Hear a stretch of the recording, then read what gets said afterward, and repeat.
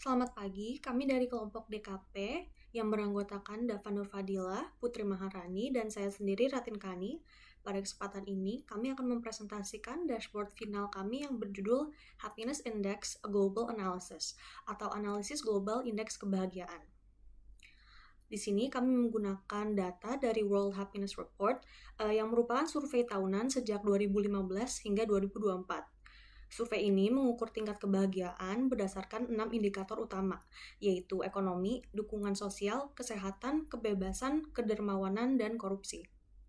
Tujuan utama dashboard ini adalah untuk mengidentifikasi tren kebahagiaan global dan memahami faktor-faktor utama yang memengaruhi kesejahteraan masyarakat di berbagai negara. Pada bagian pertama, terdapat tabel data yang memberikan overview tentang peringkat kebahagiaan setiap negara. Tabel ini memuat data dari berbagai tahun yang mencerminkan perubahan skor kebahagiaan yang dipengaruhi oleh berbagai peristiwa global. Lalu, kami menggunakan bar chart dengan animasi untuk menunjukkan perubahan posisi 5 negara yang paling berbahagia dari waktu ke waktu. Di sini diamati bahwa Finlandia mempertahankan posisi teratas sejak tahun 2018. Sementara itu, Switzerland yang pernah menempati posisi pertama pada tahun 2015 mengalami penurunan hingga keluar dari 5 besar pada tahun 2019. Posisinya digantikan oleh negara-negara Nordik seperti Denmark, Norway, dan Iceland.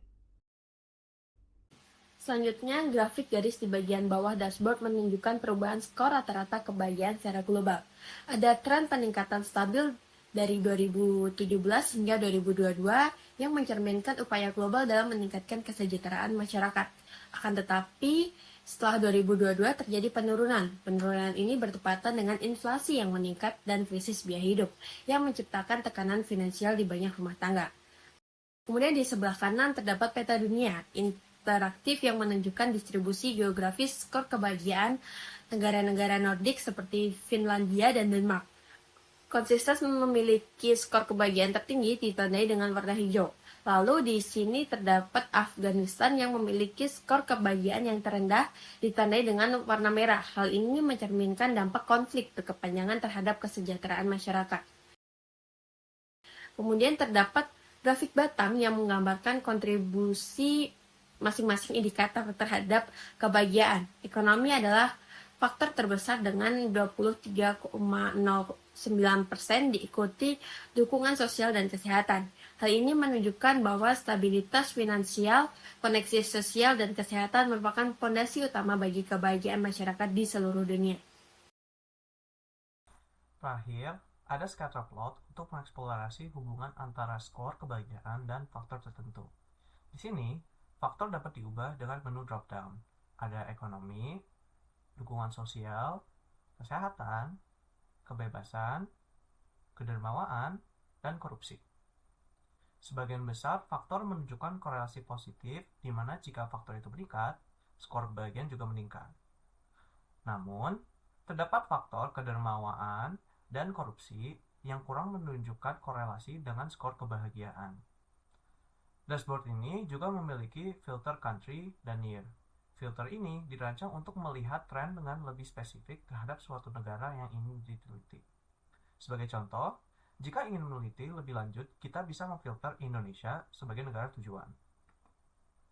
Secara sekilas, bisa dilihat di sini ada penurunan skor kebahagiaan di tahun 2018. Jika diteliti, dapat dilihat bahwa di bagian dimensi, kalau dibandingkan dengan tahun sebelumnya, yaitu tahun 2017, faktor korupsi atau kepercayaan terhadap pemerintah yang sebelumnya ada di posisi 3 ini menjadi posisi terakhir. Ini menandakan bahwa tingkat korupsi bukan lagi menjadi faktor yang penting untuk skor kebahagiaan orang Indonesia. Dari dashboard ini, kami dapat mengambil beberapa insight kebahagiaan masyarakat dari berbagai faktor, baik di tingkat negara maupun global. Dengan informasi ini, kita bisa melihat area yang perlu ditingkatkan sekaligus belajar dari negara-negara dengan skor kebahagiaan tinggi yang dapat menjadi inspirasi untuk meningkatkan kesejahteraan masyarakat secara keseluruhan. Sekian dari presentasi kami, terima kasih.